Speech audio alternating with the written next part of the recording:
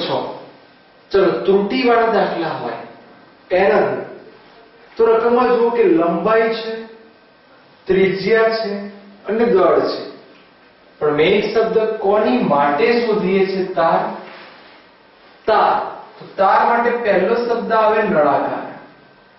ચલો નળાકાર શબ્દ આવ્યો તો આપણે ઘનતા શોધવાની કીધી. તો નળાકારની અંદર અથવા કોઈ બીમાં તો ઘનતા બરાબર દળ ભાગ્યા કદ થાય. ઇંગ્લિશમાં લખીએ તો ρ = માસ અપોન વોલ્યુમ. પણ એ શું પ્રોબ્લેમ છે? ρ આ ઘનતા માટે અહીં નળાકાર શબ્દ આવ્યો તો નળાકારનું ક્ષેત્રફળ πr²L અથવા πr²H લખાય. આ આપણને સમીકરણ મળ્યું. ચલો ત્રુટિ ભણી ગયા છીએ તો ત્રુટિ માટે શું શીખવાડ્યું આપણે કે ડેલ્ટા ρ અપોન ρ બરાબર ડેલ્ટા m અપોન m. પાઈ ધ્યાનમાં લેવાય, અચળાંક અને અચળ વિધેય ન લેવાય. તો ઘાત ઉપર આગળ આવતી રહે delta r upon r plus delta l upon l. હવે આ કિંમતો મૂકવાનું ચાલુ કરી શકાય. ચલો સ્ટાર્ટ. અહીંયા ડેલ્ટા m અપોન m તો બીજું ભાગ્યા પહેલું એટલે 0.003 ડિવાઇડેડ બાય 0.3 2 ગુણ્યા ચલો ડેલ્ટા r અપોન r તો 0.005 અપોન 0.5 ડેલ્ટા l બીજું ભાગ્યા પહેલું તો 0.06 અપોન 6. આ આખું સમીકરણ છે. વ્યવસ્થિત લખીએ તો આનો મતલબ આને શું લખાય? પોઈન્ટ કાપી નાખો તો 0.01. ક્યાંથી થાય? એક પોઈન્ટ કપાઈ જાય તો બે કપાય. સેમ વસ્તુ અહીંયા. ચલો આની માટે આમાં બી 0.01, આમાં પણ 0.01. જવાબ લાવવા જઈએ તો આના અંદર લઈ જઈએ 2 ને 3 ને 4 તો જવાબ કેટલો આવ્યો? 0.04. આટલી એનામાં ત્રુટિ રહે, પણ જવાબ તમને ટકામાં માંગ્યો છે. તો ટકા શબ્દ આવે એટલે ગુણ્યા 100 કરવું પડે. એટલે આના ગુણ્યા 100 that means 4%. તો આપણો જવાબ અહીં શું આવ્યો? 4% જેટલી ત્રુટિ રહેવી જોઈએ. તો 4% ઓપ્શન આવશે યસ. તો B is the right answer.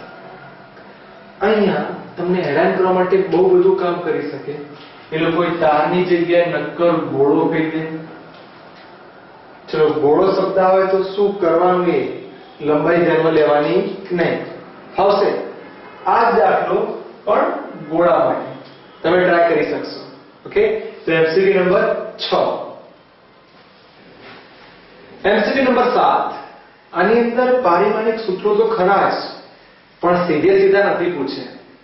સવાલ એ આવો છે કે એકમ વિસ્તાર, એનો મતલબ કે આ a નું પારિમાણિક સૂત્ર આવી ગયું. એનો મતલબ કે એ અંતર છે m0 l1 t0. જોયું? થોડું ડિફિકલ્ટ રીતે પૂછ્યું. તે પદાર્થથી x અંતરે, એનો મતલબ કે x નું પારિમાણિક સૂત્ર બી આવી ગયું m0 l1 t0. આ બંને સૂત્રો પારિમાણિક સૂત્રની દ્રષ્ટિએ લંબાઈ જ કહેવાય. અને જે ગતિ ઊર્જા આપી છે આ કોઈક સમીકરણ વડે આપી. જો હું એક ધ્યાનથી MCQ સોલ્વ કરવા તરફ જાઉં તો હું આની જગ્યાએ શોર્ટમાં આવું લખી શકું k બરાબર bx upon x². કે યાદ આવે છે આપણે એવું શીખવાડ્યું હતું કે વચ્ચે પ્લસ કે માઈનસ આવે તો બંને સરખા જ કહેવાય. હવે પદ ઉડાડજો તો જો એક x ઉડી જાય તો આપણને શું મળ્યું? k બરાબર b upon x. ડન. જો હું કોનું પારિમાણિક સૂત્ર જાણવું છે? b નું પાસું. તો b ના કરતા બનાવો તો b બરાબર શું લખાશે? kx.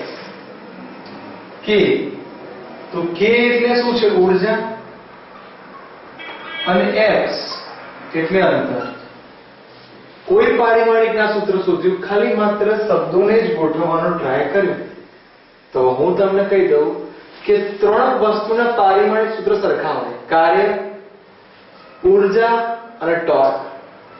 તો કાર્ય લખી શકાય આની જગ્યાએ, ઊર્જાની જગ્યાએ કાર્ય. અંતર કહો કે સ્થાનાંતર કહો, મીનિંગ સરખો જ થાય. તો તમે સમજી ગયા હશો કે બીનું પારિમાણિક સૂત્ર કોને મળતું આવ્યું? તો કાર્ય ગુણ્યા અંતર.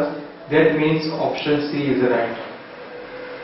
ચલો, કોઈ વ્યક્તિ આ રીતે નથી કરતું અને પારિમાણિક સૂત્રથી કરે છે તોય વાંધો નહીં.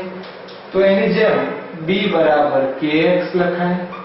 b એટલે m1 L2 T-2 ઊર્જા, અંતર એટલે અહીંયા L1, પછી એનો જવાબ આવ્યો m1 L3 T-2. આ બધાના પારિમાણિક સૂત્રો શોધી કાઢો, સરખાવો.